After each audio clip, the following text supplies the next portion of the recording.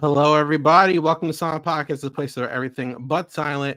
I'm your host, Isaiah, and we're back to talk about Big Brother 20. Oh my God, 12. Big Brother 12. We have a very fun podcast here to talk about week 2 of the show, and we have a very special guest, Kuzi from last season. Kuzi, what's up? Hi guys. We have our co-host, Josie Ann. Josie, what's up? I am so up. The hot chocolate stands were up. Let's just say this is looking like a good season for Black people. So I'm excited and I'm happy. And I know the haters are mad, but they can stay mad. So. And then, per usual, we have Janelle. Janelle, what's up? Hey guys, I'm excited about this. Same as Josie. I am trying to see how this hot chocolate alliance is going to go. They seem super excited on dailies today. So I'm excited. All right. Now, per usual, before we get started, please make sure you like, comment, and subscribe. If you're interested in anything that the Silent Podcast family is doing, you can go in our description to join the Discord. We are watching Big Brother Canada every Sunday and Wednesday, so you can click that link and watch with us every week. And on top of that, you can join our Patreon if you're interested in supporting us per usual. If you're looking for our extra interview with the first boot, which we will get into in a few minutes, it will be uploaded directly after this. So make sure you keep a lookout for that. But anyway, we can get this started. Kuzi, you're a special guest today. How do you feel about the season 2 weeks in, the players, the twist, everything in general? I like the twist so far, actually. I loved what they did with Dougie and V having to, that split down the middle and people having to, because it caused tension between Dougie and V, and that's exactly what they needed. It was going to be too smooth for them to just like buddy up together and just ride along. They needed that little bit of tension, and no matter what they show, it caused it. I know it caused it. To some degree, they don't trust each other anymore. And that's exactly what needs to happen. If you were approached, they're like, Kuzi, we need you to come back for this twist. You're one of 2 people with the whole cast of returnees. Would you have done it? Not this soon. Yeah. You know why? Because I felt like I needed to study it again. If there's one thing that I knew that I did going into my season, I studied the hell out of that game. And that's how I came up with like my own little strategies and my own ways of like watching people. And because I couldn't study off my own season for personal reasons, I was like, you know what, maybe too soon. I needed another game to study. Let me study how people are now. People evolve, right? So I definitely need to that bit of time.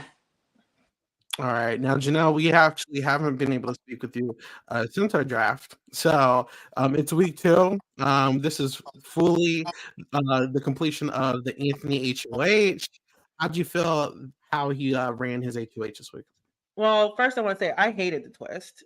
Like I think like you bring back 2 vets, you give them immunity and HOH. Like I thought either one or the other. If you're going to give them HOH, don't give them immunity. If you're going to give them immunity, don't give them HOH. So I did not like that. But this was my first introduction to Anthony. I did not see his season. I think I saw every one of them except for his. He's a character. He's very, very confident, very, very self-assured. I like him so far. And I'm wondering how this is going to go when things do not go his way. I'm super, super interested. So I'm liking it so far. And I'm loving the hot chocolate alliance. Yeah, that's what I'm really hoping, that for each member of this alliance that this is real for them and they want to move forward together. So now I have a question though, a follow-up question for what you just said. They had immunity and they had the HOH thing.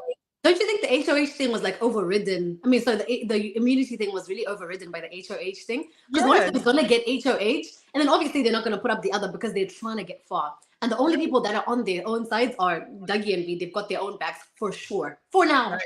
So I think that immunity thing, like it didn't really matter. Didn't really matter, really, right? So why do it then? You know what I mean? Yeah. I don't see why they did it at all. Yeah. I honestly, in terms of this season, what I think actually wasn't worth anything was the entourages, like them competing to pick first. To me, at the time, I just thought there was no need for this whole competition. if anything, like I think I would have done what most people did, which was scroll. Because ultimately, what entourage you're in, yeah, you have safety, but how would you have known at that point in time? You don't know what the competition is, you don't know what they're gonna ask of you. So truly and honestly, picking first to me at the time watching that, I was like, there's no point in this. Like, it doesn't really serve anything, in my opinion. I think if anything, once you know who your entourage is, you go to the person responsible and like you just make sure that both of them feel comfortable so that regardless who is HOH, you're good. So I just felt like that to me was maybe a little lackluster. It only served Lexus who had ultimate safety at the end of it, but even then, like I don't know, I just didn't see value in that part. Yeah, it could have ended with Lexus being safe, and that was it. It really was for no reason at all. Mm-hmm. They should have done it the other way, though. I think they should have done it as though the first person to drop chooses which team they want to go to, rather than like, do you know what I'm saying? Because that way, Okay, I see what you're saying. because that way people will throw the comp to go to the side that they want to, right? Mhm. Yeah. Yeah. I think there was a lack of incentive. That's what I thought. Because in my mind, I'm watching this. I'm like, who cares? Like, I'll drop. Like, Yeah. I'm gonna pretend like I'm not that good in these competitions. I don't even think I would have done that well, to be fair. But I there's no actual incentive, in my opinion. Yeah, same. Like I would have dropped for sure, just knowing that. Well, if I drop, I'm gonna pick anyway. So yeah, you just go. Yeah. Hot Okay. chocolate. So we might as well get into some of the stuff that we haven't seen. So obviously, we're going to come out with our first nominees after a whole sequence of conversations that go throughout this week from Anthony. We are actually going to see Avery and Janine go up on the block. Now, Avery, we see this conversation with Anthony, and he's like, "Look, I need you to go up as a pawn. Like I really do want to work with you, but like I need someone that I trust to go up as a pawn." Now, do we feel like Avery in this situation should have been so easygoing with this information, or should she have reacted a little differently? No, but what's she gonna do? Like, I feel like she should have given some more pushback initially. It's like a delicate balance. Like, how hard do you push back against him? But I think like he was gonna do what he wanted to do, regardless of what Avery wanted him to do. So I think it was neither here nor there. I do think. Well, I think it depends on the order of sequence of things happening. But her and Dougie have this really vulnerable conversation, which I absolutely loved. And we'll talk about Anthony. Like, I think it's important to talk about the outside elements that are contributing to what is happening currently in the game and where his head is at. Especially since some people have been commenting it, like spoiler girl. I'm sorry, that tweet was so weird, but we'll talk about it later. And so I understand why maybe she felt a level of comfortability because it takes a lot to be vulnerable and to relate on something that is so heavy but so significant is a big deal. So I understand their relationship, but me personally, if someone comes up to me, "Oh, Josie, I love you so much, but you're going on the block," it's not happening. It's not happening. You trust me so much, you know that you got me as a vote. Why would you sacrifice my vote to put me on the block because you don't have blood on your hands? If you really trusted me, you would leave me off that block because you know I wouldn't do you dirty and I would have you. To put me up on the block, there's technically other options, and I understand that he doesn't want to nominate a man knowing that there's a women's alliance. But nominate the other girl. Don't nominate me. Like, we so good. Why are you nominating me? Like, I wouldn't have allowed it. But I understand that like if you say no too much, then like he's HOH, it can cause unnecessary tension. It can make him untrust you if he does truly trust you. So it is a delicate balance, as Janelle mentioned. Yeah, I didn't think that like she should have been so willing to just be like, okay, you can throw me up, but like if I win veto, I'm gonna use it. Like, of course you're gonna use it. But I mean, maybe this honestly put in some work for some future events we're gonna see, especially with this whole hot chocolate alliance. We're gonna have to see. Obviously, it comes down to the veto, and Dennis actually ends up winning it. Now, he does something that is kind of not we're not used to in BBCAN, which is he doesn't use the veto, and the noms are going to stay the same here. If you look at the episode, Anthony's like celebrate. He's like, "Thanks, Dennis, for doing something for my game. You're doing something that I wanted you to do." Did Dennis do the right thing here, or was this the bad move? I don't know. I don't know that either one of those people is integral to Dennis's game. So I don't necessarily like if they're not a part of your game, if it's not a soldier that you need in your army, at least right now, I wouldn't want to piss off Anthony because he seems to be somebody that everybody's going to and everybody's talking about and they're like bending their will to him. Like, so I would try to, if it's not somebody that I feel like I need to save and I need for my own game, I would not rock the boat. At least not week 1. I mean, as you said, it's week 1, right? And so I was having this conversation with my mom, funny enough, because she's now really getting into the season now that she has time. And she was like, I feel so sad. Like Janine wanted this, but she had no fight. I'm like, Mom, like week 1, there's not much you can do. It's such a easy week that you kind of just have to do what the HOH wants, which is unfortunate. But it's like the moment week 1 HOH says you're my target and no one else in the house does anything chaotic or anything crazy to merit being on the block, like there's no way that you're not going home. Like unless you win POV, right? And so as much as Janine could have fought, in my opinion, at the end of the day, the house guests are gonna do what's easy. And it's as long as it's not me, I would have the same mindset. As long as it's not me, you can go chat. So I don't blame them. What do you think, Kuzi? I'm in the middle with that one because I think that for Janine's sake, Janine came to play. Mm-hmm. Janine, I was excited about her, as a player. I really wanted to see what she was gonna do in there because she was like a combative player, very upfront. I wish she would have challenged Dougie a bit more. She was very also just, oh, you're putting me up, okay, I wish she would have given it to him, I always think that I was surprised that they didn't flip it. Just from last season, I feel like it should have been flipped. That first HOH, that first boot should have been flipped. To be very honest, just I don't know. A game was it should have been flipped. It was JM and who else? Was JM, Renee, and Anika? I think. Oh yeah, Anika will be used. Yeah, and so it was Santina's HOH, and she GM at home, even though that was her partner, which was crazy to me. But Santina is she's a big stepper. But we she was iconic. I'll give her that. She was iconic. So I can't say too much. But that week 1 was. I feel like just from people having watched that, I would have flipped week 1 if I was in the house now. Flip it completely because there's a reason. They'll realize later exactly why they needed J9. However, I also do really want to see how Avery plays because I'm not all I'm getting from her right now is the love and trust with Dougie, but I haven't seen her game yet. So I'm waiting for her to rise and blow this thing up. But I don't know, I was in the middle for that one. I was like, for the Girls Alliance side, if they were listening, if they're serious about this Girls Alliance thing and they want to include everybody, they should have taken Avery out.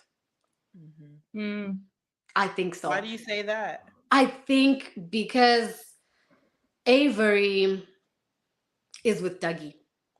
She is. Yeah, Avery is Team Dougie, and so am I. To be fair, if I was in that house, I'd be Avery. Me, yes. Except I would not have, stepped onto the block really easily or like been graceful about it like that. Like I would have had a problem with it for sure. However, for the Girls Alliance thing that they're trying to do, the one to stick with, I feel like would have been Janine, just for that fact alone. She definitely would have been more loyal to the women than. Yeah. I don't know what Avery's gonna do if she's keeping both paths as an option. I think she is, and that's smart. Right. Too. Yeah, I think that's what she's doing, but I'm not 100% sure, and I'm not sure that the other people know how with Dougie she is to know to get rid of her over J9. Exactly. I felt so bad for her. Avery was crying when she got put on the block. Now, if it was fully acting, I don't know. She said she pulled out the tears. I said, I don't know, Mama. Maybe you're exaggerating them, but you felt it because obviously she's a fan of the show.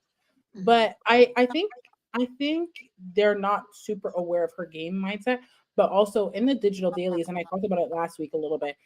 Avery was like the first person I saw really get into the game, like really have these like conversations and like socialize. Like her and Dennis, that's why I was like, if Dennis is gonna use the POV, he's gonna use it on Avery because they connected fairly early on the fact that they were super fans. She has all of these mini alliances. Like she had a 4 person with Victoria and Bailey and J9. She has the hot chocolates. She has Big Sister. She has these really good social one-on-one relationships. I don't know at this state of the game if they've changed since she's been on the block, but I think she was really in a good place socially. That's why I think she felt so comfortable. And she voices it. She's like, I'm comfortable being on the block because I know I'm good. Because she is so connected within the house. She put in work those few days. I was actually kind of nervous. I thought maybe she's overplaying it. But I think there are more people who are even more overplaying than herself, that it's allowed this ability for her to kind of seem like she's in the middle, even though she is gaming hard, in my opinion. Do you know what I feel like would have been her not downfall, but like a really when Dougie mentioned that she's a pawn. Yes. Right there, me myself, I would have caught that and been like, what's going on here? Right? Mhm. Because the fact that he was able to actually pronounce it to everybody, pronounce it proudly, loudly, in front of everybody, all 12 house guests, and they still voted with him, I would be scared. Yeah. Yeah, And I also think that something to think about is that once you establish that you're okay with being a pawn one time, it's They'll do it possibly again. going to happen again in the future, Yeah. you know. So she really has to watch out for that. But and speaking of Avery, speaking of Avery and Anthony, a lot of people, we might as well go into some of the alliances that we did see form. Obviously, the one that's hot on the block right now is the Hot Chocolate Alliance that has Anthony, Victoria, Kayla, Avery, and Lexus. First of all, before we even get into like anything like super integral with in the house structure, is this a good alliance for these five? Do we think it's going to stay? Is it going to fold? Because there are some relationships we're seeing with like the girls and Lexus. If it's a facade or if it's strategy, we don't know. Obviously, there is Anthony and his other ties outside the alliance. Is this going to work, guys, or is this going to be a temporary alliance? How do we feel about it? I hope it works. I really do. I really do. And I feel like if they keep it together, it's gonna keep all five of them safe, like for a good chunk of time, for sure. I agree. Because they each have their own relationships outside of the five of them. You know what I mean? My only concern is I hope all of them believe it's real. Like I hope that nobody's just doing this to keep them together and move along, and they have no intentions of being loyal. That I would not like. But if they're loyal and they intend to march together, have at it. I'm all for it. Hot chocolate all day, every day. Yes. I think hot chocolate consists of the members who are playing the best game. For different reasons, in different ways. Like Victoria plays a very messy, chaotic, but good game because she's making sure that everyone is against each other and that she's like chilling. Like the what we witnessed last night's episode, I was gagged. I said, Victoria, I'd have to bring my mom up again, but me and my mom were laughing because she went into the girl. She was like, I'm so nervous about Lexus, blah, blah, blah. Then went to Lexus and said, Donna said that. Crazy. But that was actually, while it is messy gameplay, to a degree, at least the logic behind it is intelligent because you want to make sure that once these people come into a smaller group, there's already so much more distrust between other people than with you that you're just chilling. You're like in a good place. You're like with them. I think Avery's playing a great middle game. Kayla's playing an under the radar game, and Anthony's just a beast. Like, let's be real. Like, Anthony is a talker, and he knows he is, and he's good at it. So I think they're playing all good games. However, I hope that they don't. I understand making an alliance and being like, okay, we look the same, and we good if we can make it to the end. Don't push that narrative and then do something completely different because it just looks bad. Like, right. Just say that you want to align with each other because y'all fuck with each other. Don't say, oh, we're Black people, we must unite. This is important. Because if you go on that, it just like it looks horrible. It looks distasteful. Right. And I know that it's not that far off or that different than the girls' alliance, depending on like how you want to align it. I think, as a Black woman, that both of these elements are important. But I feel like there's just something different about race and like the realities you face that's not something to joke about. And I don't think a woman's alliance is something to joke about. But Victoria went and told Dougie about it, kind of made a people out of it. She's creating cracks. That's her game. If she can go to bed at night and go, okay, I don't care that much, that's fine. But I personally can't sit here on this platform and she does the exact same thing to Hot Chocolate and like act like everything's good. Because to me, it's like, don't make it about race if you're not about it. Right. If you're not about the culture, don't be about the culture. That's fine. But don't make it about the culture and then, that's where my line will be drawn.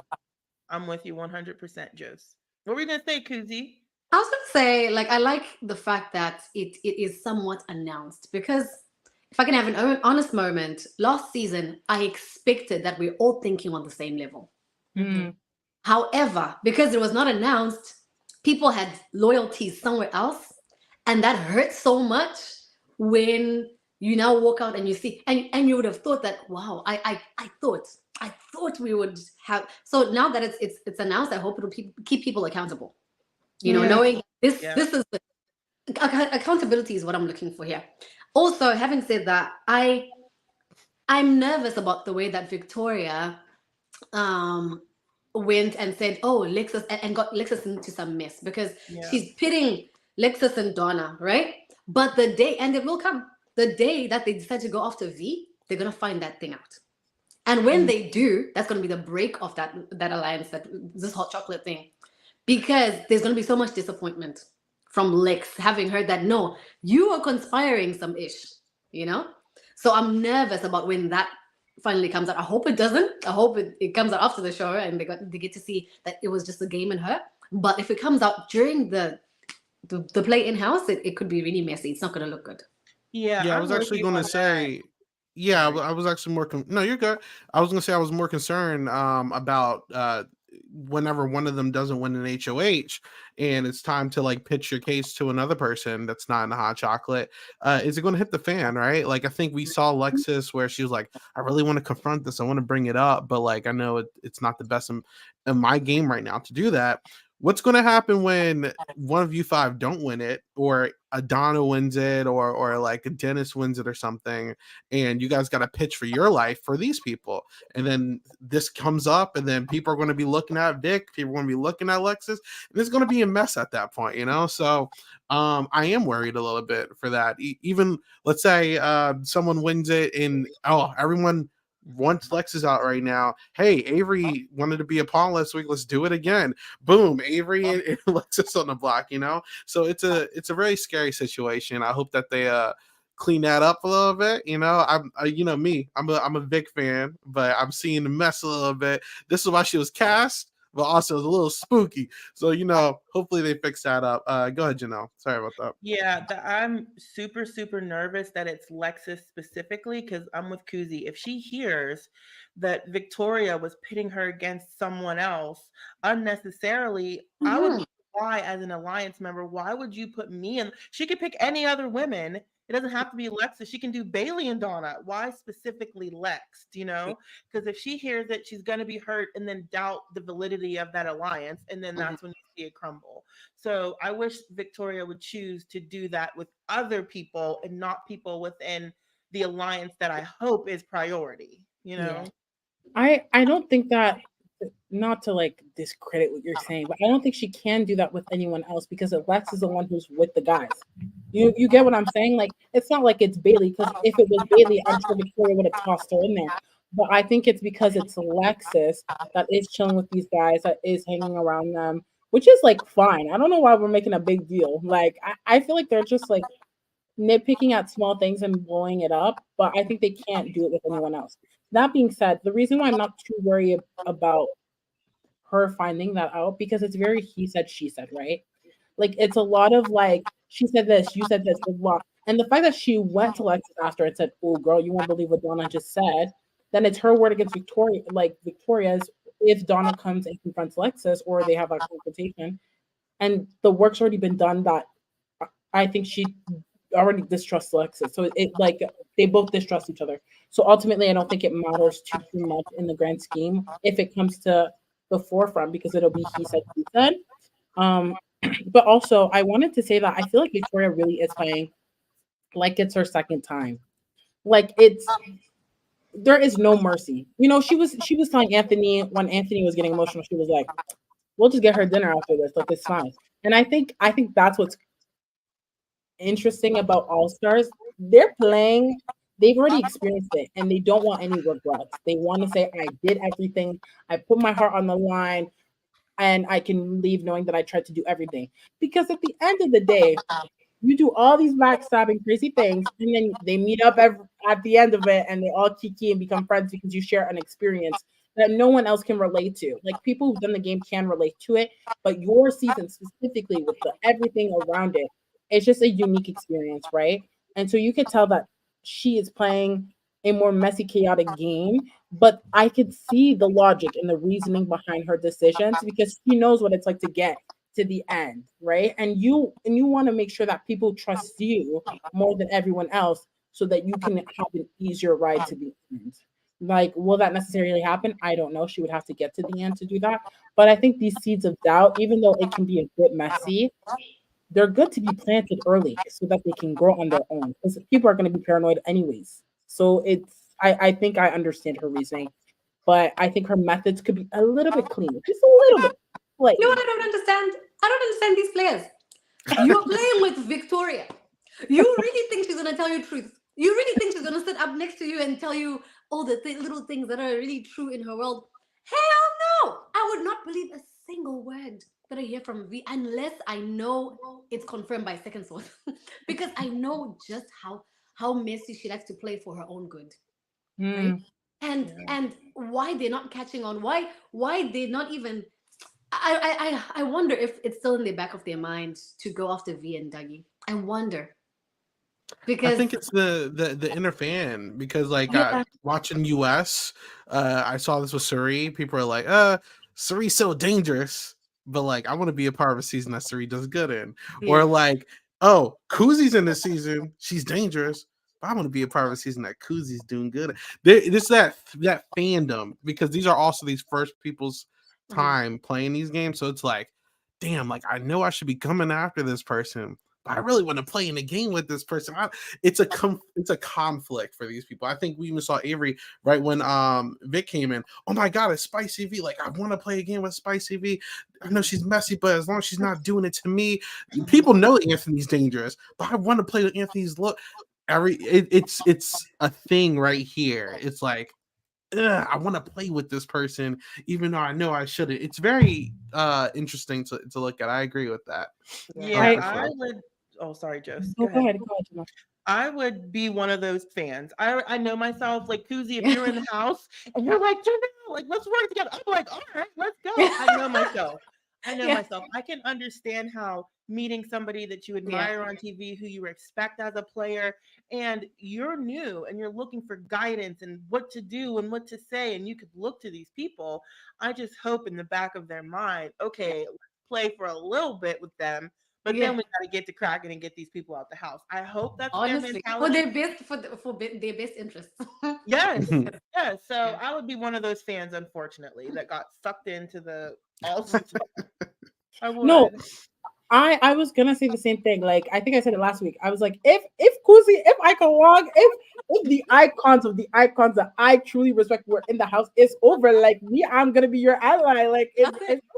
It's no period. Like for me to act here and say that I would not would be a lie. However, because I love this game so much, I do realize also that it would be dumb for me to go final 2 with an all-star beside me. It just makes sense. And also statistically, it's been proven in both, I think, US and Canada season. Anytime there has been a returnee, they have either won or made final 2. That is actually statistically fact, which is insane to me. But like we just let it happen. Like just let it happen. And it's because these people are fighting like it's their second time. And I think that's why people are frustrated when there's all-stars and like half newbies and it's not fully all-stars because the playing field is not technically the same. Like it's just not, and especially when a lot of these times in the beginning they give them these power, these advantages. So this time it was safety and HOH. We've seen friendship bracelets. We've seen like a bunch of twists. Like I'm trying to think. Like the only time I think there hasn't been a twist where, well, that's not even true, because season 5 Netta had safety for like weeks from like week one into jury, and then she was, well, let me not talk about it. Love and respect. But there's always been a twist that has aided them from the start, and so they're in power positions even more now. So I think that's where the discrepancy lies. When we did our exit interview with Janine, you guys will see it, but she was saying that Anthony and Victoria are the biggest nuggets. I mean, that's the truth. If you take out Anthony and Victoria, to me, that resume move is like 5 times up. But the issue is you can't do that too early, because then people are going to come after you for taking out them. And so to me, Victoria and Anthony have kind of secured already jury, in my opinion, because it's like you can't get rid of them too soon, because then you're the next biggest target. Because you got, imagine me taking out Anthony week 3. Oh, I'm not winning. There's no way, because I'm the move. I have the best resume move because I got rid of Anthony Douglas. Like he's not one to be played with. So it's an interesting game to navigate. But at that point, if they make the jury, do they have their claws in so deep that they automatically win, or they make it to the end? That's the question. And I hope that people are self-aware enough or can acknowledge these things. Like we need people to be up. Like I see them playing, but I don't know how tapped in they are or how self-aware they are, because there's the game and your perception, but I think the best winners are those who can go beyond their perspective, see it from another level, a whole thing, be self-aware enough within your position, but also how people view you, how the dynamics are in the house. So we'll see how that goes. I think that is so rare that a player is able to see the game like you're describing, Josie. I think like Taylor was really good at seeing just the dynamics of everything and understanding her journey that got her to where she is. But I feel like most players don't know. Like the person she sat next to didn't know. Like it felt like how he even got there. You know what I mean? He could not articulate his game in a compelling way. He had so much more he could have said about his journey to the final 2, but he didn't say it because he doesn't have that self-awareness or foresight that you're talking about. That is so rare to me in Big Brother that people. But I think that's how you win. Yeah. You guys. Go ahead. I have a question for you guys. Janelle, I saw a tweet of yours and it said something about, you know how when people are angry about the Hot Chocolate Alliance, and they're like, oh, is this even a thing? And you said that there's 90 how many or 80 how many alliances? 97 all white alliances. And to that, just for the record, not trying to start some ish, but for the record, last season BBCAN, didn't we have the girly pops, and didn't they line me, Hope, and Ty up? Right? So not only did they have the girly pops, how come there was no complaint about that? Never. Unfortunately, and their trail of moves. It's really there's a lot of people who have gotten used to the way that the show was casting for a long time.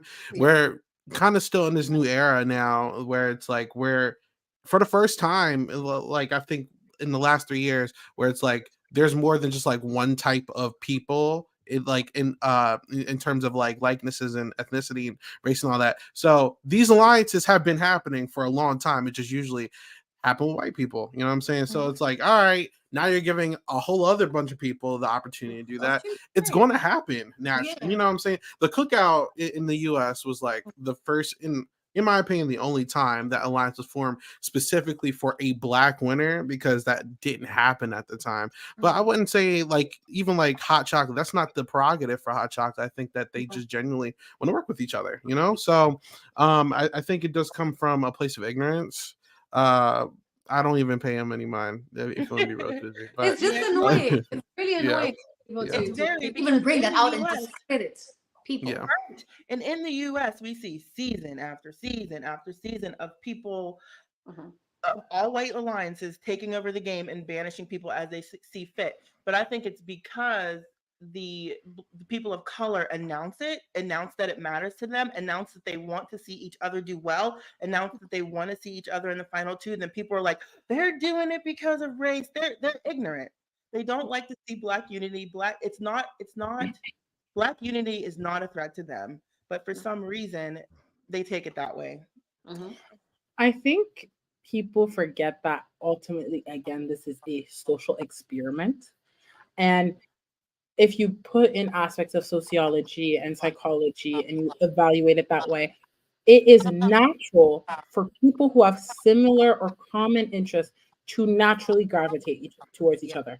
And there is nothing more unifying than the Black experience. I'm so sorry. There is just a way that we get treated, things that we have grown to create on our own, and things that are just understood from Black person to Black person that no one else can truly understand because of how we've been treated, because of how we've been ostracized. And as a result, it is so natural for Black people to just gravitate towards each other because you have so many similarities. And being Black in Canada, I know we don't talk about racism in Canada that much. I think the US, we see it a lot, but it exists. We had slavery, we had racism. It is still happening, it is still an issue. And so it is natural for people with a same understanding of an experience that no one else can understand to gravitate towards each other. And we've allowed it within the white context of Big Brother because white people just relate to white people easier. And that's normal. And we've allowed it and we haven't said anything because white people don't have to say, we're all white. So it's all good. It's understood because they are the norm. They are the standard. Unfortunately, they made themselves the standards, and that's how it's just been in society, right? So when we didn't have these rules of having 50% people of color, these white people just naturally gravitated towards each other, and the singular one Black person can't infiltrate that as easy. It doesn't come natural. It takes white people who are maybe used to being around Black people or white people who have a lot in common with a Black person to see beyond race to have those relationships like form. So it's very frustrating when people are like, this is about racism, blah, blah, blah, because it's not. It's just naturally how it is in society. I'm going to gravitate more potentially to a woman than I am a man because that's the reality. A man doesn't have to go through what I go through. And that's because I'm a woman. So when we make an all women's alliance, no one cares. When there's an all men's alliance, no one cares because it's natural. But the moment we put the term race, that's when they want to create this division. They want to make it discrimination and all those things. But in reality, it's the same idea that you just naturally connect with people who are similar to you. So now that the hot chocolate is like, we all Black, people want to scream it's racism. Y'all weren't yelling racism when all the white people were before. So why? Oh, but because we're Black, it's now an issue. That's why I choose to ignore them. Because if you want to live in your ignorance, you're going to live in your ignorance. I'm not going to come here and educate you anymore. I've done the educating. There is the internet. You can look up old previous tweets. I've made tweets about racism in Big Brother. You can do the research. And then if you have any additional questions, we can have that dialogue if you are open to it. But for you to go on Twitter and talk about this is racism, I'm gonna let them tweet it because they don't know racism if it hit them in the face, quite frankly. Right, exactly. They're ignorant. And like you said, Kuzi, the girly pops, they gravitated towards each other. Look at them. They're all the same, not the same, but you know what I mean. They just naturally gravitated towards each other, the same as you, Daniel, and Anika. People just forget about it when it's anything but white people, unfortunately. Then that is a problem. And I want to see it happen for Asian people. Let it happen for Hispanic people. I want to see what they say then. Yeah. I will say, like, to your point, also, they have to voice that it's a race thing. Because as you mentioned, people of color are playing an additional game to Big Brother that people do not understand, in my opinion. Because some of these house guests go in and they're like, I might have to represent a specific community that they have not seen before. So there's added pressure, right? But there's also this thing where people just want to play like there isn't this external factor that has an impact on their game, even though there is one. And so there is a thing that POC solidarity that's sometimes expected. But POC solidarity ain't always there. Like even outside the context of the game, I would love to say POC solidarity, but do the POCs got black people? I don't know. From my experience, not really. And I've seen racism like come from other communities towards Asian folk and like people of Latin descent. Like it happens. So it's not like, or even like Muslims and like Arabs and like all like they deal with their own type of racism as well. So to sit here and say POC solidarity, it can't always be expected. People come with their own internal biases and all that other stuff and those stereotypes. So we actually have to take the time to voice those things because it's a different game for us. And only the people of color understand that, especially Black people. It's the same thing with Indigenous people, I'm sure. Like in Canada, the history of Indigenous people in Canada is horrific. And we are still trying to make efforts to make it better. So if we had a group of Indigenous people come into my house and say, oh, let's unite, I'm all for it. Like but it needs to be voiced. I think it could be understood, but it needs to be voiced. Yeah, and I like your point about it's not always POC solidarity. Big Brother 24, like they were terrible. Like I could not stand. I liked one Black person that season. I've come around on a few of them, but one person that season was acceptable to me. They were all trash. Like that season was enraging, especially following Big Brother 23 when we saw such solidarity. So you're absolutely right. It ain't. And then even with all that POC contention in 24, some guys still thought there was going to be a POC alliance and played that way when there was none. He still thought in his mind, a white man, that the POC were going to all get together and boot out all the white people and played the game that way. Wow. So I mean, it happens every season. Let's be real. Ever since the cookout, that's the thing. I'm so glad they did it for the culture because it needed to be done. But ever since then, there's always going to be a reference to the cookout now, and so it's an additional thing that we have to deal with, which I'm okay with dealing with it. If I got into the house and they were like, yeah, you're going to have to deal with this fact that people might compare you and some other people to the cookout, I'm taking it because it needed to be done. It needed to be done. So, Yep. Well, we could talk about this for a minute. Obviously, I can go on and on about it, but I think you guys capped off. Real quick before we get to Janine, Josie, because I know you watch dailies a lot. Is there any other prominent alliances that we should be looking at for outside of hot chocolate? Oh, I think it's more about the contention between Big Sister. I think ultimately, well, there is an alliance. There are alliances that haven't been discussed yet, and I took note. Hold on, let me pull it out my phone. let me give y'all the tea. Hold on. I kind of forgot about this. But there's a director's alliance. Elijah's finally in an alliance. Oh my goodness! When I tell you I was happy for him, I just need to find it. Hold on, y'all. Give me a second. Talk about anything. Let me just find these notes. Okay. So what do we feel about Spicy being HOH? I mean, that's jumping ahead, but I'm, you know me, the number one stand here. Now you're good. Listen, I am the Victoria stand here. Okay, so I'm okay with it. I'm here for the chaos. Last time she had a HOH was primetime TV. So I'm here for it. Go ahead, Janelle. Okay. So I talked about Big Bucks, even though it hasn't really been shown on TV. It's Anthony and Victoria. Right. Big Sister, as we know. Then there was the Core Four, which included Janine at the time. And Avery is also in that alliance, Bailey and Victoria. The Directors is a new alliance that we have not talked about, which is Anthony, Avery, Elijah, Lexus, Matthew, and Victoria. Anthony, the notable figures I would like to say are Anthony, Avery, Lexus, and Victoria that are in the group. There's the East Coast with Todd and Vivek. Havoc Hotties, as we saw with Avery and Victoria. Hot Chocolates. Immigrants, which I tweeted about, and it's Tola and Vivek. Over 40, but that's dead. And then These Angels, which is Donna, Kayla, and Victoria.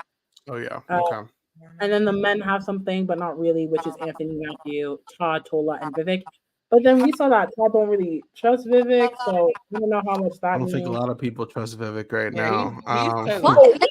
Guys, I'm not understanding why. What's going on with Vivek? So from my understanding, Anthony and Vivek were very cool, obviously, but Anthony's kind of been like throwing a smear campaign to kind of mess up Vivek's game. It looks like I could be wrong, Josie. You can tell me if I'm wrong, but it seems like whatever Anthony did kind of like messed his entire like imagery up with the entire house, including Janine, which we'll get into in a second. But Josie, am I correct here? Yes and no, because so Vivek and Anthony connected early on in the digital dailies. We see them connected day one. And ultimately what happens is that there's a situation in particular where Anthony and Vivek have a conversation in his room. And they're talking about Bailey and if Bailey uses the POV on Janine, and if that's done, who would Anthony put up? Anthony doesn't really say much, but at this point, him and Vivek have had a good relationship. He stated to Vivek how he kind of lied about the Janine part. They've talked about the Girls Alliance, so they have a pretty good relationship. Vivek leaves the room, and Anthony is about to leave the room, but then he instinctively was like, "Let me turn on the TV," and he saw Bailey and Vivek in the kitchen talking immediately after they had their conversation, whispering. It looks shady boots. Anthony's like, that's strange. I just talked to you about Bailey. So after they're done talking, immediately Anthony like comes out of his room, tells Bailey to come in. They have a conversation, and the conversation is heated. Bailey kind of states that she felt insecure about their relationship, specifically since Anthony and Donna have been flirting, and they thought that they were a good group. And so it just puts distrust about Vivek to Anthony. So that's the immediate seeds, and then from there, Anthony was kind of done with Vivek. They have these conversations, but also Vivek was making himself kind of a target. I didn't realize that he was getting on the house guests' nerves. We kind of see it with Matthew and Lexus with their conversation. We also see this with Todd. Todd's like, I don't really fuck with Vivek that much. So I think on his own, he's doing it. He's also gaming a little too hard, in my perspective. It's kind of like Tola in that boat where he's just always talking game and everyone sees it, and now everyone's like, you're a little shady. Like, I don't know if I can fully trust you. So I think he did it on his own, but I think that moment with Bailey and Anthony really kind of helped Anthony be like, okay, you're my next target. And Victoria already wasn't really fucking with him either. So it just, again, the all-stars are working. So if you're their target, you better hope you have some good relationships or you have that POV one. And I also saw Anthony I don't think Anthony likes how Vivek speaks to him at times, as if Vivek's trying to teach Anthony. Anthony's like, who's the all-star here? Like, I don't think he likes Vivek's approach to him specifically. Vivek's not humble enough for Anthony. You know, he's never gonna have these big doe eyes that some of these other house guests may have towards Anthony. You know what I mean? I don't think Anthony doesn't feel like he can steer Vivek in the way for which he wants to. Also, he doesn't think he can control him. So that's my like a little bit of read on some other issues that he's having with Vivek. He's like, keep my name out your mouth, Vivek. Like he's gonna be on the block if Anthony has anything to do with it. Yeah, I was gonna say, watching that episode when Janine was basically trying to like hint that she has some tea that will help Vivek's game, and he was basically asking for it. She was like, I don't know if I could tell you because I don't trust you. I think you're the one that leaked all my information. Vivek's just like not in a good spot, even with someone who was on their way out, you know. So it's looking rough, basically there. Hopefully that answers your question, Kuzi. I don't know if it does or not. Yeah, it does. While we're on Janine, Kuzi, how do you feel about Janine's overall game? She's obviously eliminated. How do you feel? I liked her a lot. I really liked her. I thought she represented really well. She, as in, people were expecting her to, show up for the moms and show up for the girlies, and I think she did that even in her short run. She really did do that. I could see that there was a lot more game in her. So, like, I'm not disappointed by her run. I'm disappointed to see her go, but it had to happen that way, But I I feel that, had she survived, it was going to be Dougie from now on. That was going to be the plan. And I kind of want Dougie to win, actually. So it's okay that, it's okay that Janine has gone. But damn, like, I wish she had a little bit more time. I'm with you. I thought she just has a sweet disposition. Yeah. And we saw on the dailies that it actually got to Anthony. He was like, I slaughtered half of season 7 and this one hurts most, meaning because he completely fabricated it all. She didn't do anything. I don't know why he specifically chose her, and he needed to create the narrative to get the agenda done that he wanted. I get it, but I just felt bad for the girl. She seemed so hurt. Like the wind was out of her sail at a certain point. Yeah, I wish I could have seen her. I think she had some interesting game in her. Yeah. I think she had a lot of potential, and we saw in that first comp. Well, I think that first comp was kind of, I don't know how necessary it was, but with the stakes and the incentive, we did see that Janine was not one to be messed with. She held on. And I was like, oh, she is here to compete. That made me really excited about Janine. And I think I just personally hate how all of that went down. Because for one, Spicy V sold her. She didn't have to, but she was covering her tracks, obviously. And so she said it. And she sold Janine. She could have picked anyone in that alliance. And let's be real, the person really leading that alliance, in my opinion, as either Bailey. I think it's Bailey. Bailey. So she could have picked anyone within that group, and she chose Janine. For what? I don't really know. That's a question to ask Victoria when her time comes. But she chose Janine. She offered the sacrificial lamb and Janine. So for one, that's right. Then Anthony went in and added fuel to the fire and lied. He just lied. And that made it even worse. And then you get to the POV, you guys, and it's like, the POV, you have a chance to fight for yourself. It's a POV you can't see. Oh, I would have been sick. I would have been sick if that was my POV and I had to fight for my life.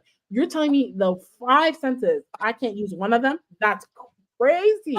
She fought, and she was so close. And I think all of these elements going back to back to me is what makes her eviction so like it's just so painful because she wants to be here. She's a fan and she applied. I don't think she was recruited. Ain't nothing wrong with recruits. But there's something about someone who wants to play this game so badly, and then for that to be the arc of which you go home, I would be sick. I was so sick watching that POV. I felt so bad, and that's why it was so important for me, like when we did do the exit, to be like, you should be very proud of yourself. Like, for what you did, for your circumstances, for all of these things to align the way they did, you should be proud of yourself. And I think that's what makes her eviction so hurtful for me in terms of a first boot. Like, I always hate when a fan of the show leaves first. That's what hurts me usually. But all of these elements was just yeah. Okay. All right. Well, let me just go into the chat real quick. Josie, obviously you've been watching dailies. Natalie brought up Matthew and Lex's showmates. Is this legit or is this just a flirt means like they were shown on the show? Now we know this is Matthew's type. We know this is Matthew's type. I said it during the drop. I said, finally a man who's into Black women. We up. Like, I want this for Black women. I just want Black women to feel loved. And Lexus is that girl. Let's be serious. Yes, she is. When I'm like, the face card, the body card, like, she's just eating like mama. Like, I get it. Like, I get why the guys want her. And honestly, if I was like, I would do the exact same thing. Shoot the messenger. I don't know. But I think it ultimately depends on Lexus, because there was a conversation, we see it with Kayla, where she's like, well, she was cuddling with Anthony in the bed. That looks so shady, blah, blah, blah. And so I think she has her cards open. She did mention in the bedroom that she thinks, I hope I'm not confusing, it could have been Kayla, but I think it was Lexus. I think she did say that she thought he was cute early days. But I think it's something to build on. I think you can't really call anything a showmance until both parties have been like, okay, we're in this. Because initially the showmance on the rise in the beginning was Dawn and Anthony, and I don't know how much that's progressed because Donna says things in the one room with the girls, and then I don't know. So I think it'll ultimately depend on her. I think Matthew would be down for the showman ride. So it's ultimately her. Yeah, I don't know where Alexis stands either, but the girls are partly because it's spicy, but the girls are very hyper aware of this potential showman.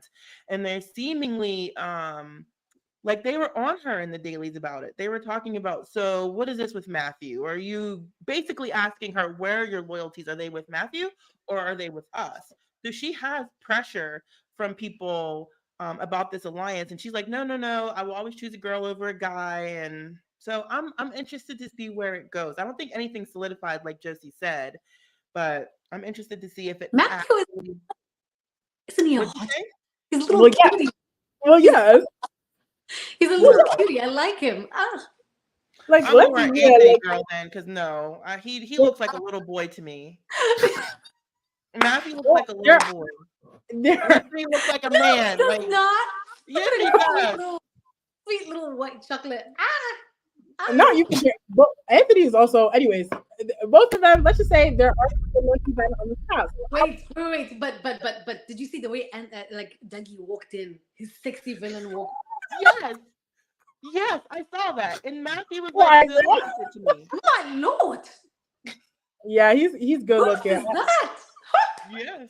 I texted him right away, knowing he's not going to see them. Are you looking at notes all season? I said, Dougie, you are him. He is him. It's true. It's true. I was also gonna say I think it's interesting too how like when they were talking about Donna and Anthony, they had a very different perception, or like the way they talked about that potential versus Lexus and Matthew. I find that the difference between the two very interesting, and it may be also due to the fact that Lexus does hang out with the guys more than the girls. But it's like I just find the dialogue in that conversation very interesting. But I think what surprises me the most is that Victoria is in so many alliances with Lexus. Like I think every alliance Lexus has, Victoria is in it. I might have to check my notes. But I'm like, oh, Victoria, you are the one who needs to take the paranoia down. I get it, sister. You want to win. But mamas, like for someone, it's like every day she's like, I'm worried about Lexus. I'm worried about Lexus. And then she has like one good moment with her, and she's like, I'm not worried about Lexus. But then she's mainly more worried about Lexus than she is with Lexus, but she's in almost every alliance with Lexus. That's why that's something interesting.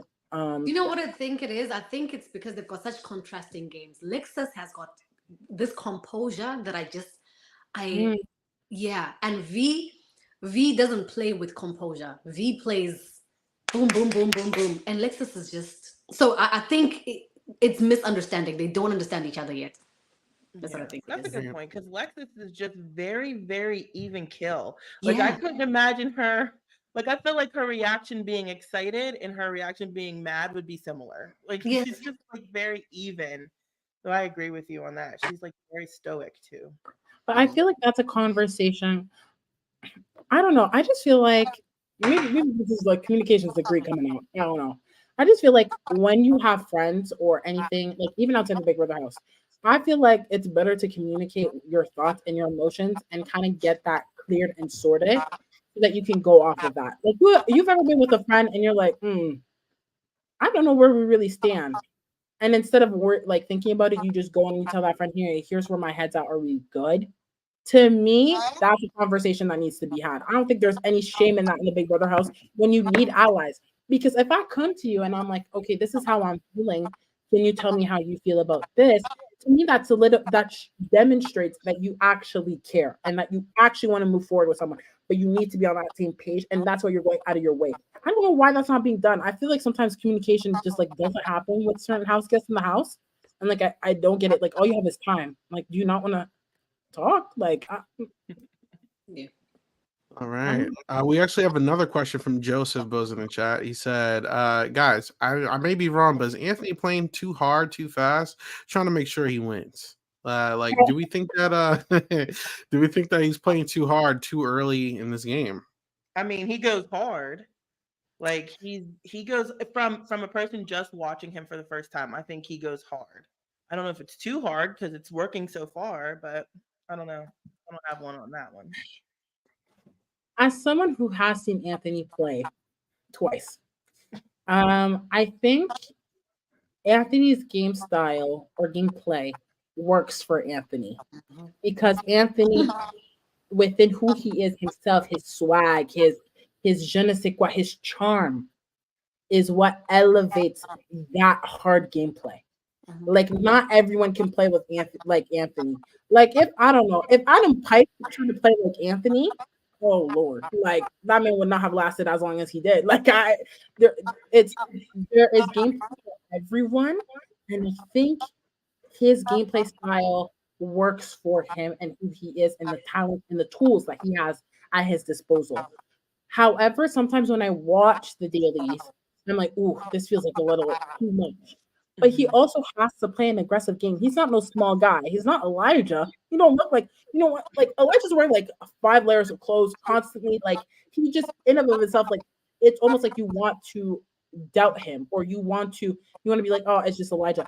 Anthony's built like that man's tall. I think I stood beside Anthony once and I looked up to him. Like he's a tall man. He's built like he can't go unnoticed. He can't play a middle game. Like that doesn't really work. And also he's kind of already done that before. He can't play the same game he played last time.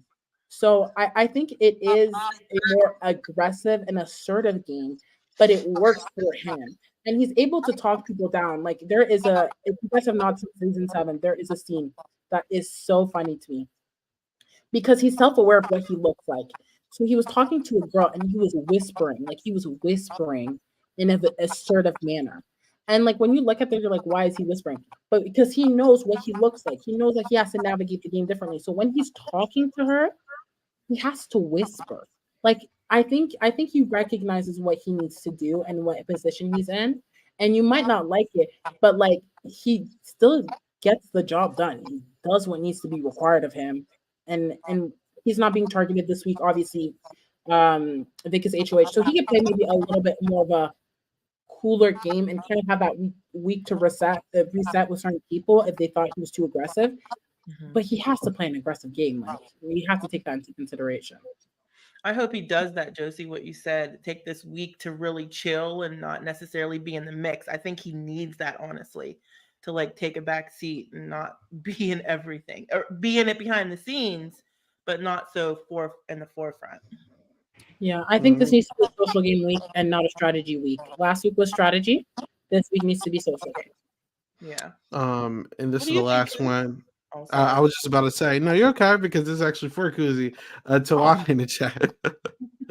Because as Josie said, Victoria is HOH as we saw in the drops and everything.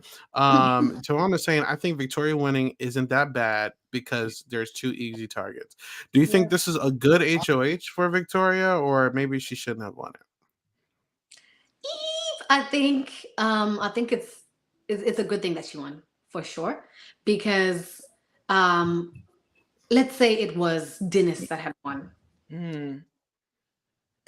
Dennis to me looks like you put both of them up. No problem. Immediately. No regrets. Right? And whoever substitutes it is going to put one of our faves. Yeah. So I think it was good for Victoria so that somewhat Dougie and Victoria still have control of the game, right? Yeah, she can make it a bit more chill and she can use this opportunity to really get in with the girls. Because if it ever comes out that she's the one that threw the girls under the bus, let's say by some chance Janine told somebody, this is still a lingering rumor in the house. Let's say. Or let's say maybe someone is going to spill that actually V is in this girls thingy. I just feel like she needs the girls to protect her too. So yeah, the week that she needs to really use to solidify this girls thing, in case one day it blows up and she says, no, but look, I still had your back. Yeah, I might have talked rubbish, but I still had it in me. This was my initial plan, and this was my first and solid plan. Yeah. And it also works because if one of the girls shit. It doesn't. Because now it's going to create conflict with Dougie if she puts up somebody that Dougie wants. I think she's going to do Vivek and Dennis from what I'm seeing on there is the targets. Which I think it's going to be Vivek and Tola. or Ooh, I don't think it's going to be Tola. What do you think, Joe? Forgot about him. So, to the question that was being asked, I do think that this is a good week for her to win because with every game that she's doing in the alliance, the two people who are the biggest or the targets of the week, I won't say the biggest, they're not the biggest targets, let's be for real. They don't align with her in any shape, way, or form. Because the two names being thrown out there or who have been targeted since Janine have been Tola and Vivek. And they're both men. So the women's alliance will be mad. And they're not in hot chocolate. Like she could go to Doug and be like, you need to understand that like this needs to be the move that needs to be done so that we can make further in the game. Because they need each other to win. I'm sorry, it's just fact. So I think this is a very good week for her to win. Now, if the POV gets used, that's when I see potentially room for chaos. Because there isn't a third really target. Like you can put up, let's say she puts up Dennis and Vivek. You can put up Tola, I guess. But Tola is always going to be a target for the rest of the house before you. So it doesn't actually benefit Spicy V to put him up as a replacement nom. It just wouldn't make sense for her and Dougie. So if she doesn't put up Tola, the rest of the girls are going to be like, "What? Why aren't you putting up Tola? Like, what's going on?" Yeah. And then if she puts up Matthew, it could rub Lexus the wrong way, especially since now she has an alliance with him, the director. Yeah. So it's like it's great two easy targets. But one thing about the Big Brother Canada house, the POV will get used. You better count your eggs before they hatch. So I just feel like it's a good 2-nom week, kind of like a Gino HOH. That's the best way I can compare. But once that POV gets used, if it gets used, that's where I could see some issues and in Victoria's game. Especially since she likes to deal with like cause chaos, but she's not the best of cleaning up the chaos. That's what I've seen. So we'll see. All right. Well, is there anything else that we need to talk about, guys? In reference to this week, what do you think? What do you think? What do I think? Yeah. About what, Vic? Listen, you call me. Because I know you're a Victoria fan. So I'm a Victoria fan. I think she could have either benefited or it depends on. I want to see who she was really like competing with for the towards the end for this HOH. It was her or Lexus. Why not throw it to Lexus? I would let Lexus do. Let Lexus do Vivek and Dennis. Her or Lexus, because she kept saying, I should have let Lexus have it. I should have let Lexus have it. I think that would have been beneficial. I think the power of Victoria right now is the fact that she's not in a position where she has to kind of be outwardly open about her opinions. And I think that she was really doing good with like having to speak to people. I am curious now that she kind of has to like pick a side, like people are going to be like, oh, why aren't you doing X, Y, and Z? You were talking all that shit about Lexus last week. What's going on? You know, I don't know. But why not throw it to Lexus and then have you and Anthony open for an HOH next week? Because now the narrative going into next week is, hey, Anthony and Victoria keep winning everything. Why aren't we targeting them? You know, so you know, we got to see how Victoria goes into this week. She's very messy. You know, I'm never going to forget what she did during the Latoya week where she was like, oh, you want to go on her spot and stuff. Like Vic does not give a damn, you know. So we're gonna have to see. But you know, I'm optimistic. I won't say it's a bad HOH to win. I also won't say it's a good one. I'm optimistic. I think that if she puts up Vivek and Dennis and gets one of the two of them out and that's it, like it's going to be a great week for her. Because she's still good with the girls and she's still good with every other alliance that she's in. So if that can happen, no POVs used, then I think she has a great week. I think if she does this and she gets one of those guys out and she dodges and dives her way out until the end, win anymore, I'm here to create a solid case for her. Like she could she could win it. I think the best case for Vic is taking the safe route, not the flashy route. As long as she keeps that, you know, she'll be fine. But if she tries to go all Hollywood like she has in the past, I don't know. One thing about Vic, she likes winning competitions, so this isn't going to be the first one, you know. So yeah. I will say winning competitions earlier on is good for the resume. I think it's easier to forget that you have XYZ comp unless you're like really studying. But like winning comps in the beginning is very different than winning comps at the end, in my opinion.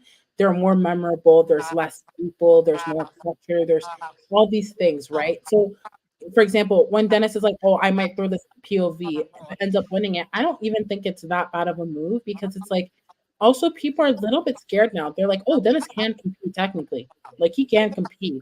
So it puts a little bit of fear. But that being said, also when you win a comp early and there's not that many people you want to choose from, it's so easy to say, well, you can compete, so I hope you can win veto and take yourself off the ball. So it's a very delicate line and a very delicate dance. And I think these initial HOHs for the All-Stars will set the tone for their game moving forward. But I do think also, I don't know what the perfect formula for an All-Star is. We've seen different All-Stars play different games and still win. So I don't know what the perfect formula is for Victoria. But this HOH, as long as she doesn't do too much, she should be okay for a while. Yeah. And one last thing I'll say, I totally forgot to come here saying this, but I really do like Kayla. I think that she's playing a really good game, and the fact that no one's even thinking about her is really good, actually, because I think that out of the 5 of the hot chocolate, she's probably like the most neutral out of all of them, and I don't think anyone's really worried about her. I like what I'm seeing on the show. I like her. There actually is one more question from Natalie, because she said Elijah is on the show. Elijah. What is going on with Elijah? What is Elijah doing, guys? So Elijah's in an alliance. We're so up. Here's the thing. I think Elijah. That's the goose guy, right? Yeah. Yeah. I think people are just like, oh, it's just Goose. Like, I think he's so underrated that they just don't really see him as a player. But he's a fan of the show. And I think he maybe is playing into that. I don't know how much of it, but I do think he is strategically playing into that. So he finally has an alliance, because our last show last week, he was in no alliance. Like he had no one. Like he was kind of in the Janine, who left, had an alliance and Elijah did not. So I'm glad that he has this alliance. But I don't think he's on anyone's radar, but I don't think he's on anyone's priority list either. So I think he's a grower. Like he just needs a little bit more time. And I think that's natural for these more awkward types to kind of need to cocoon a little bit longer before they turn into a social butterfly. So he's on the show, barely, usually wearing a lot of layers. You may confuse him with a blanket, but he's there and he's doing the best he can. So I love him so much. I think he's just so sweet, and he just, but also, you know what I really want of him? I don't want him to win any HOHs. I want him to win POVs. That should he make it to the end, he's got a good case for himself. And I would love to see, like, I would love to, I wouldn't be mad at it if he won and he got through and he went to the end with just like being himself and being overlooked and just being, the other guy, the extra guy. I would love to see that. Yeah, you guys are right. They're definitely overlooking him. Kayla said something along, it was Goose and somebody else. I can't remember the other person, but she was like, look at them. They're not winning this game. Like she completely is overlooking him. That was her sentence. People like him are not winning this game. So yeah, I just could not live with that laugh. Like I could not. Have you heard it, Kuzi? No, I haven't. You haven't heard his laugh? No. I saw it. He spilled something. And it was like, no, listen for his laugh, Kuzi. They call him Goose for a reason. I'm gonna send you like his little intro. No, it's not. I'm gonna have to get a soundbite. Yeah. Josie, do it again. He goes, wait, I can't. Yes. Oh so my bad, God. Kuzi. Oh my So gosh, bad. I love it. I can't. I love it. But also, what a hottie, Kayla. Oh my goodness, she looks like Zendaya. She does. Yeah, right? My goodness. I love it. She's so beautiful, and she's also really like I don't see her yapping too much, which I'm like, good. Control your game and watch what's happening, So I'm here for her. I want her and Lex to do so good. Yeah, I agree. I'm glad she's doing more than her intro package, because in her intro package most of her video was about a showman. I was like, girl, this is not the show, baby girl. There is so many other shows for you. Bachelor Canada. If that's what you're really into, there's so many options. But I'm glad that she is to me at the same level as Avery. And I think people are seeing Avery's game a little bit more. Like there was a scene where Bailey's having a conversation with her, and she's listing all the reasons why she's good, she's safe. I'm like, all the reasons you're naming are exactly why you should target Avery. Everyone likes her. He's in the middle. Do you not hear yourself say these things about her? What is going on? And Anthony wants to keep her safe. Oh girl, like I'm so surprised that like 2 and 2 wasn't, and maybe they're not looking introspectively too much and being too self-aware. But that's a dangerous player. That's a dangerous player. I think it's hard to target someone like in the early days, but that's a great thing to bring up mid-jury, or like a double. This double, whatever they do, double, triple, it's gonna stay. But j'ai une question pour vous.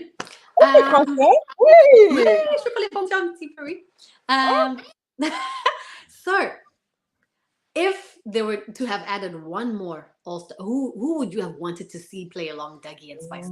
Susie. No, you think so? Just yet? I would love to see you play again. No, not yet. I really hope one day I'll get to play again, but I don't want to waste you and Kevin and all those these people. The call's already secured. No, but cut me aside. Anyone else that you would have put along, and you would know that they would work as well as Dougie and Thingy are working?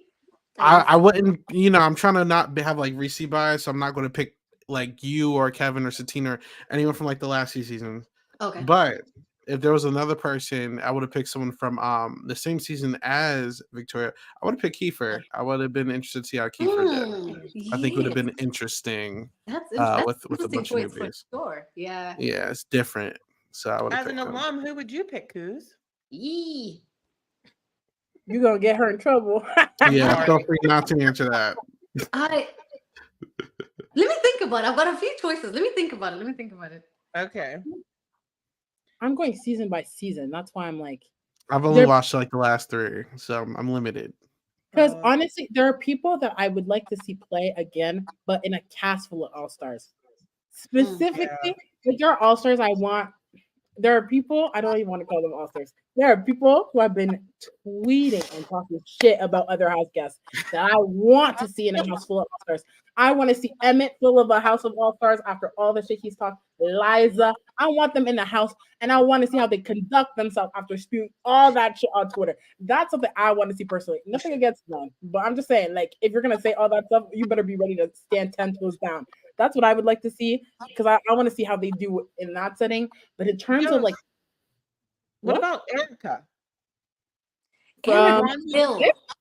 This is my choice. That's my choice. Erica. I want to see her in an all-star cast. I don't know if I want to see her in this context. I want to see her thrive in an all-star context.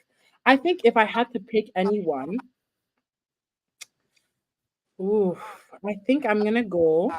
There's people I would just like to see come back, but in this context, I think I would pick season 6, and she's already won. I would have to pick Paris. I would like to see a jury member, a finalist, and a winner. Like that dynamic alone, I think that's very interesting because Dougie has gone second place, Victoria has been on jury, and Paris has won. And I think her game is so interesting. Her or Kayla, I would switch the two, just because they played such dominant forces. I would just like to see what it would be like in a context with the newbies, but also with returnees. And their season is a little bit further back. I don't think people who aren't super fans will remember the two of them, even though they're the only final 2 with just women. So they deserve to be remembered, and they played incredible games. So I think that's the 2 people I would potentially like to see in this setting. I'm shocked you left your favorites out, Josie. Because I want to see them in an all-star season. So you don't want to see Marty come back? Oh, Jesus. That one is not my favorite. Like, be for real. Like, no offense to Marty et les Acadiens. For me, les francophones ont suivi toujours. But Anyways, but I honestly, I wouldn't mind seeing Marty in an all-star season because if he says keep your feet up, keep your feet up, they all know what that means. Like that means not. I would love to see how that works, especially with Betty in the house. That would be good. That would be good TV. I hope Betty would get the last laugh, but yeah. Please. Yeah, I did not like Marty. No. He did bring us good TV. I'm sorry, the kick your feet up and then nominating them back. Janelle don't like nobody. That's crazy. Coming their gate with Janelle don't like nobody. It sucks to suck. I cannot. I would go Erica Hill, and I would wanna. This is gonna be Dre season 5. Ooh. Yes. I do love her. I do love her. That's the black girl with the fade, right? Yes. Yep. Yeah. That's interesting. That's an interesting because she played a season where there was returners. Yeah. It would be interesting in terms of dynamic, how she would feel. I would love to hear her. That would be interesting. She's a good one. I love her. I don't understand Canada. Why have they not brought everybody back? I feel like there's so many. I think it's the fee. You think the fee? I think if you're coming back for All-Stars, do you not have to be paid? I don't know. I feel like some people wouldn't even care if they were or not because they just want to play again. But you know what? I feel like Big Brother Canada spends most. But I feel like, not that I know anything. Before they cancel me, Big Brother production, please don't cancel me. But I feel like they spend a good chunk of their money on production because their production is top notch. Oh, it's so my good. Goodness. The editing. So if they were to cut a bit of that and put it into All Stars, I don't think they would suffer too hard. But they got money.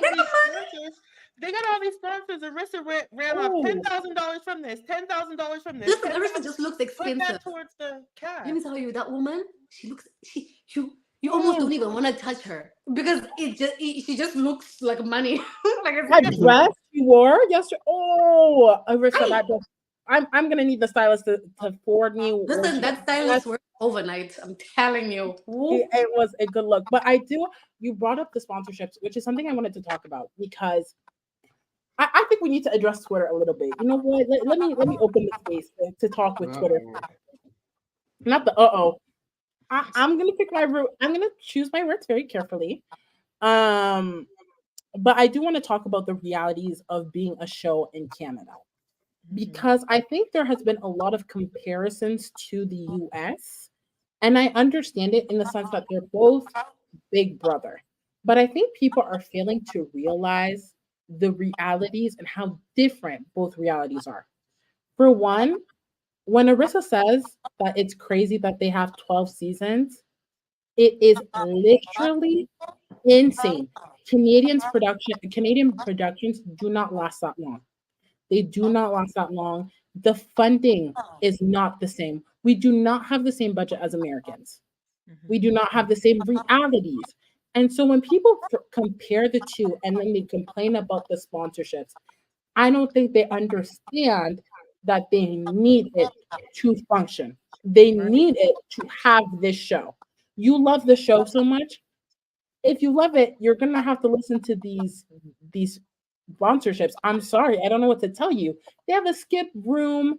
They have Wendy's dates. They don't really throw it in your face. And also, I would just like to say, early days of Big Brother US, they used to have sponsored content all the time. I'm sorry, the movies, the weird movie segues that we would get, the competition dedicated to movies, that was promotion. And I think people forget that. And I think it's important to highlight because I would like people to understand that the economy and the production standpoint of where Canada stands in terms of production is not the same. And the fact that we provide you, not we, I'm saying we as Canadians, but that the Big Brother Canada team provides such good production with the realities that they face as a Canadian show, it is better than the US. And they've been doing this for 20 something years. I think credit needs to be given where credit is due. And I think if people want to do their research on how Canadian productions are done, I'm someone who studies it, so I understand. But if you guys want to have a better scope of that, I think it's important to take that into consideration. So I do want to say hats off And I don't mind if they give me these what's it called? These little sponsorship moments, because I can deal with it because it gives me the show. And also, I just love a good Wendy sandwich. I'll take a sandwich, please. Thank you. Yeah, I think it was so obvious that they're doing like the changes that they unfortunately had to make with the lives is due to budget. Like they need money to make the show. And if you want the show, just shut up about the sponsorships. It's gonna come hand in hand. No show, no sponsorships, no show. Like pick one. I'm not bothered by it. I don't get why people are so up in arms about it. I mean, look at the prize that they offer compared to US. US 750K to 100,000. You know what I mean? It's just Yeah. Well, okay. Well, what you got something to say? Final thoughts? What's up? I want to talk about Anthony's situation for a second. Go ahead. It's not my place. I don't know all the information. I just know that he lost someone a week before he got into sequester, which is probably the most isolating experience that someone can go through, and he still made it. I think I just want to make a comment and say that it is absolutely normal for people to show emotion and to have that moment, especially in an environment which is it's gonna make people be more reactive, more emotional. These are real people, they have real lives, and they go through things. And he has lost someone who is clearly very near and dear to his heart. So to have that conversation with Avery was beautiful.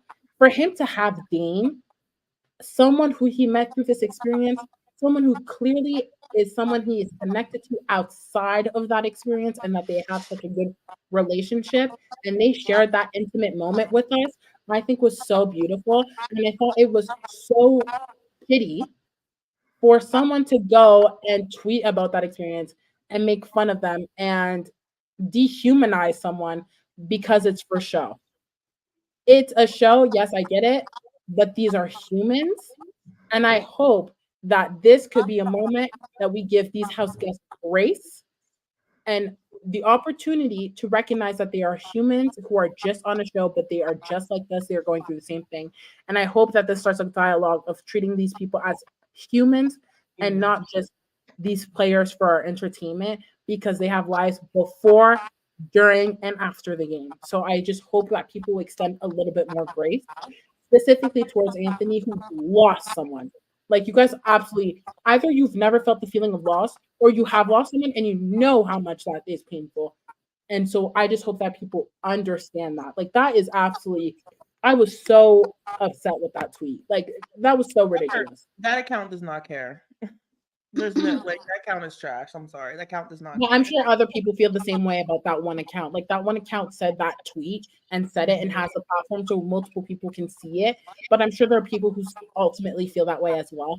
And I just want people to remember that these are humans. Like, that's the part that kind of upsets me. Like, yeah, I might not agree with the game move. I might be pissed off at some gameplay. But I don't know these people and they don't know us, but they are human. Like, right. With a little bit of grace. Yeah. Well, ignore Twitter troll. That's less than of this podcast. But all right, we're good. This is the end of the podcast. Again, if you are interested in following what we're doing over here at Sound Podcast, first of all, thank you for watching. Please follow our social media pages, Sound_podcast on Twitter and all that fun stuff. And if you're listening to the podcast, please rate it 5 stars, but 5 stars only. If it's something that you don't really care for, and you don't want to rate it 5 stars, just don't do it. Just wait till you hear something that you do like.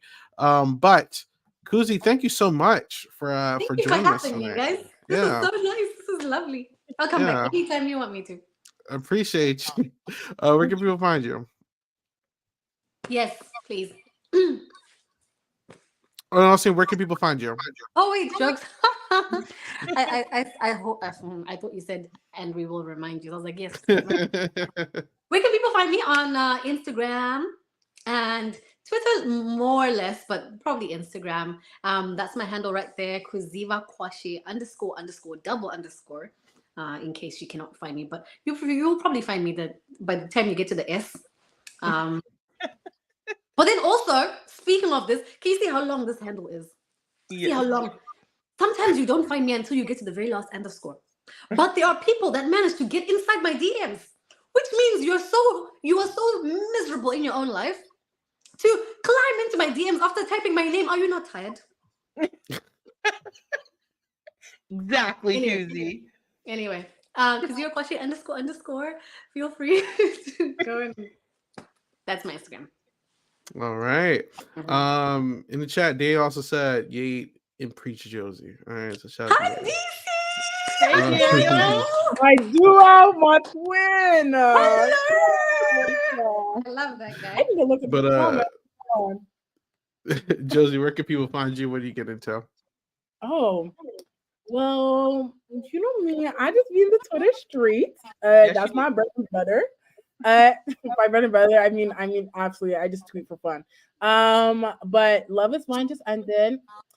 I'm supposed to be on Love is Glory. So keep an eye Yes, out you are. You are. because I got a lot to say about this season. A lot. And it will be spilled. The tea, I will hold all of them unaccountable. Okay. One thing about me, I don't play. So keep an eye out for the Love is Blurry podcast. We just did an exit interview with Janine, with me and Janelle, obviously. And it was so fun. She was so adorable and so cute. She gave us some insight. She told us who she thought the sneakiest player was. So get some tea from that. It was interesting, and it's coming up right after this. You guys can follow me on Instagram and Twitter at JosianeXNM and any social media account that matters. You guys can follow me on TikTok, but you're not really getting any content yet. So keep an eye out for that. But I'm mainly here on Big Brother Canada doing these recaps, giving you the tea on digital dailies, but also doing exit press. So that's it for me. All right, and as you said, the interview with Janine is up now. Link in the description, but also you could just go on our channel and check it out. It'll be posted on Twitter right after this. Janelle, where are you into? Where can people find you? I am just Janelle Michelle on everything: Twitter, Facebook, Instagram. Right now, I'm just doing the exit press with Miss Josie and coming on with you guys whenever you will have me. All right, thank you. And as usual, you can find me at 8Ball Bangers on all social media platforms. We're just talking about Big Brother Canada. Like I said, if you want to watch with the rest of us on Discord, you can go in the description down below and join the Discord. We are streaming every Big Brother Canada episode every Sunday and Wednesday, so you can check that out. Also, as she said, Love is Blind. We got to talk about that reunion and everything. So that'll come up when we finally can get the schedule down. And lastly, I believe me and Lavina have some streams coming out, Big Brother related and non-Big Brother related. We're going to be playing some games on Twitch and stuff. So make sure you look out for all that. But until next week, have a good one. Bye.